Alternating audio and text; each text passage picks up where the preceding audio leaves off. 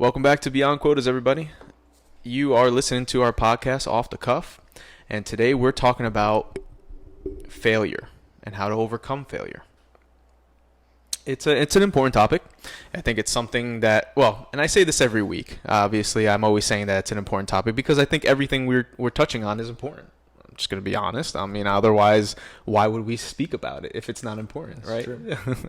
But this is actually important because I think many people approach situations differently, and whenever they hit a scenario where they fail, they don't know how to overcome that, and they'll never pursue it again. They failed, and maybe they'll try one more time, maybe three strikes, you're out. They won't do it again. And to be honest, it's something where there's a lot of little things that you could do differently to make it a success. So no longer is it a failure, but it's a successful process. And from that point on, guess what? Now you've learned something new, and you can look at something different as a goal to then now succeed in that if you failed in it before. And here today, we're going to try to talk to you a little bit about how are some of the things that you can do differently to get to that successful point. Not only about some examples, but also some advice and some tricks, and I would say some activity that we've done ourselves to be able to pursue that. And I'm going to give you the first story today. I know someone in my life that has a really hard time talking to people. But not only just talking to people, just trying to start a conversation with someone to ultimately try to become friends. This person finds it very difficult to make friends. She just has a really hard time. Mm-hmm. Not only is it hard for her to make friends, but she wants to make friends.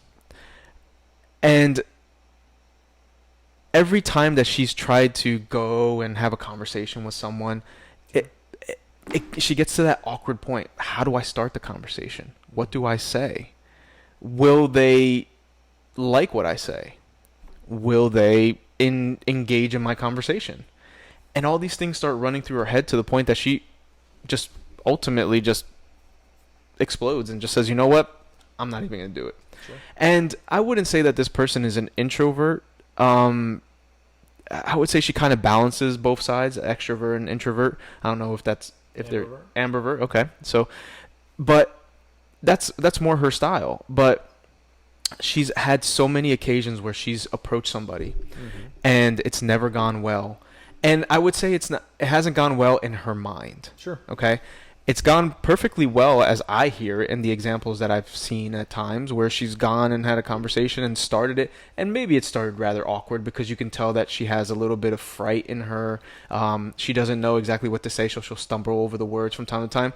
But at the end of the day, like we've talked about in our past podcasts, people are human, right? Yeah. You're human, I'm human. You're not different from me. You breathe the air that I breathe. You think, you have a brain, I have a brain, like all these things, right? So when she's talking to that person, some of us, right? When she's talking to these people, she just becomes very flustered. Mm-hmm. And right then and there, it triggers in her mind that she's failed. Yep. She walks away from that. And time and time again, it becomes a snowball effect. Now all of a sudden, I am failing way too many times that it's not me. And I'm not going to continue this. Sure. But in the back of her mind, she still wants it. Yep. And so I sit there and I think to myself, there's such little slight tweaks and just things that she can sit back and review and then say to herself, okay, if I just do this a little differently, I will feel more confident in the conversations that I'm having with this person and realize that it's actually a successful conversation and it's no longer a failure. Mm-hmm. But that fear that she's put in herself because of the numerous times that she's failed has basically resented the fact that she will never go and pursue this conversation again. So she sits back and she says to herself, but I want to make friends. I want to meet other people. I want to be in a group. And so she's trying to find other outlets to do that. Yep. Maybe go to like a book club, or something like that. But then every time she tries to pursue that, thought of failure kicks in. And you know, it's valid. It's absolutely valid, because it it can hinder somebody Sure. pretty aggressively when you start realizing how many times you've gone and not accomplished what you wanted to. But the mind, like we talked about in past episodes, is powerful. Mm-hmm. And if you start to realize that it's not so much what you're saying that's the problem, but just how you're thinking about what you're saying, Mm-hmm. then you'll realize that it's really not that bad. And ultimately, if you just slightly change your mindset and what Yeah. you're thinking versus what you're saying, you'll be perfectly fine. Sure. Right. And just to kind of, the thing I love about the most is the fact that, like, we're all thinking the same thing. Yeah. We're all thinking like, man, jeez, that was stupid. Mm-hmm. But you brought up a good point as far as, and this is something that I had to overcome. And you start to, like you said, you identify yourself as just being introverted. Mhm. That's just the way I am. Yep. That's bullshit. Yeah. Because we're born, like, there's some obviously introvert. And introverts typically, just to give kind of an idea, kind of we get. I say we. I'm kind of in the middle, but introverts get their energy drained from a lot of people. So when they're in big crowds, they come home feeling exhausted. Mm. So that's kind of the introvert way. We're not awkward. We'll talk your ear off. Drop us a line. Sit down a while. We'll talk. Mm-hmm. But that's the thing. When you identify yourself as, well, that's just who I am. Here's the thing that and I say this from personal experience because, like I said, this has happened to me before. And when you start to look at things, like, for instance, the person you're referring to, looking at after each scenario, what happened? Mm. What happened good? Start with something small. You know what? I showed up. I'm pretty damn proud of myself. Yeah. I was scared to death. I showed up. You know what? I talked to the first person. I said hello. Do you know how hard it was for me to say hello? That's pretty damn. I'm gonna celebrate that. Mm-hmm. But what you're doing is you're kind of untangling all those, because what happens whenever you think something, you think it enough, it becomes engrooved in your brain, Mm-hmm. and it becomes instilled. It becomes permanent. Like, then you identify as that type of person, Gotcha. and it's hard to unravel that. So what you do it in small increments. Mm. You start looking at small wins. You start speaking to the first person. You smile and make eye contact and say hello, and you could walk away. Like, hey, I'm scared to death. I'm gonna walk away. Like, but you look at it like that's a win. Mm-hmm. I didn't do that before. I think I can go for the next. I'm gonna say hello. How are you? And you start building it. It sounds stupid. I get it. Like, it sounds weird for those people that have that ability to the gift of gab, so to speak. Mm-hmm. But you build up that confidence to where you become like, you know what? This is actually pretty easy. Mm-hmm. I don't know how it happened, but I said something. They started talking. It made me feel good. And next thing you know, it's a 15-minute conversation. And that's what I love. I love being the introvert ambivert because I can talk. I can ask you a couple questions. You'll walk away thinking I'm the most, the greatest conversationalist you met in your entire life. I literally said 3 sentences because it's just the fact that, like, it's because it is scary. Yeah. It scares me to death. Even I still get that little, goosebumps and Butterflies, butterflies and Yep. everything else. But Yep. if you learn to allow the butterflies to fly in formation, you can have butterflies, Mm-hmm. but get them to fly in formation. And you do that with small wins. And yeah, that's the thing you mentioned before, like as far as you have to want to do it. Right. Exactly. Like for instance, I can't play basketball. I fail at basketball. I don't give a damn because I don't want to play basketball. I don't want to practice. Now golf, on the other hand, yeah, you'll find me out there doing it because I want it. But you have to want to do that. So Yes. for me, to kind of piggyback on that scenario, like sales.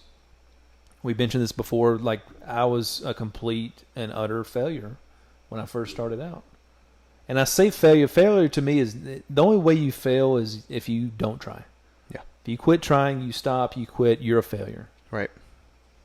Like I'm a failure at basketball. Like I don't care, whatever. But it's more of initial each time you quote unquote fail, it's more of just a temporary setback. What happened during that time? Let's review it and go back. But for me, like whenever I thought I was a complete failure in sales, I knew that sales would rule every aspect of my life. If I want to own a business, I got to be good at sales. If I want to run a company or be a president or be a manager, I've got to be good at sales. If I want to have a great relationship with my significant other, I've got to be good at sales.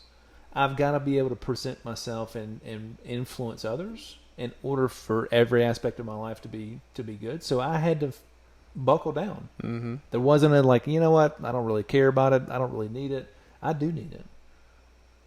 Yeah. So, but again, how do I build the confidence back when I'm broken? It's getting the small wins. And you'll hear me beat this over and over again in many podcasts and many trainings and everything else, but it's small wins add up. They create a snowball effect. That's why if you look at compound interest, you'll get small incremental interest, and then 30, 40 years later, it's big. Right. But that's it. Right. But yeah.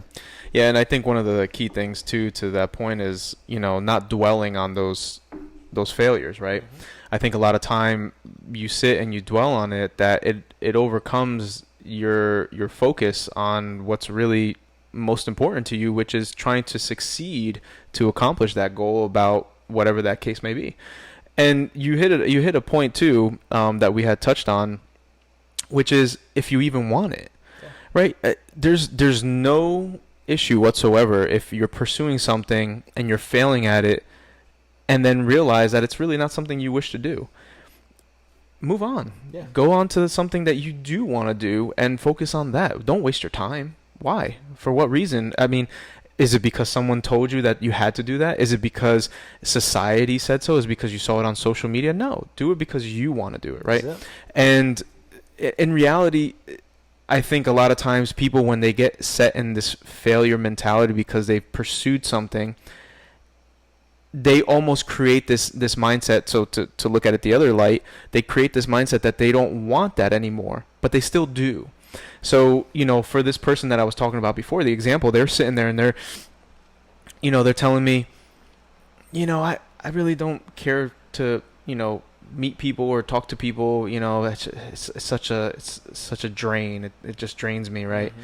But then, in other conversations, they're like, man, I really wish I could meet some friends and, or make some friends, or just a handful that I can have and, sure. Get together from time to time when we have downtime from the kids or something like that, what they're saying. And I say to myself, I'm like, okay, so I'm hearing one or the other. And I feel that the one that you're saying that you don't care to have friends or don't care to talk to people is just because you're putting it in your mind that you fail at doing that process to try to make friends. And it's so draining that you just want to get away from that. Yeah. But the reality is you do care to have that, because you wouldn't bring up in another topic how much you wish to have something like that. And so that's where it triggers in my mind to say, this is something that you actually do want. Mm-hmm. And so the reason that you're holding back and you're saying the other part about not wanting it is because you failed at pursuing it. Yep. So the moment that you figure out where your fail points are and assess what you need to make adjustments to, whether it's your mind or your words, you will realize that now your failure becomes a success Mm-hmm. and you will accomplish what you're trying to pursue. But it's not until that moment that you really decipher that will you be able to succeed in what you're pursuing. So, Yeah. And that's the thing. Like, if we kind of change this, like flip the script, so to speak, sure. to really, like the topic we talked about as far as overcoming the fear, this is how you do it. Mm-hmm. If we can walk into each scenario, each situation that maybe we are fearful, we don't know, but you know what? I'm going to learn something out of this. I'm going to walk away and learn something.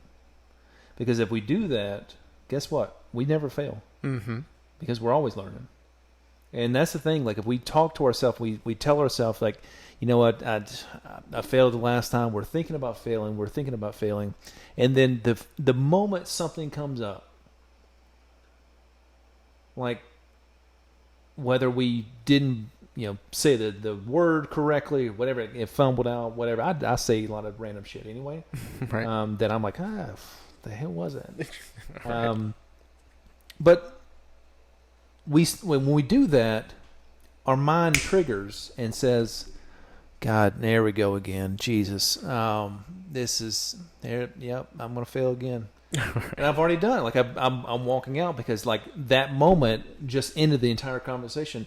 The person across from me has no idea. What just happened. Exactly. But you're like, hey, I'm done. You shut off and you walk off. I know this. I've done it.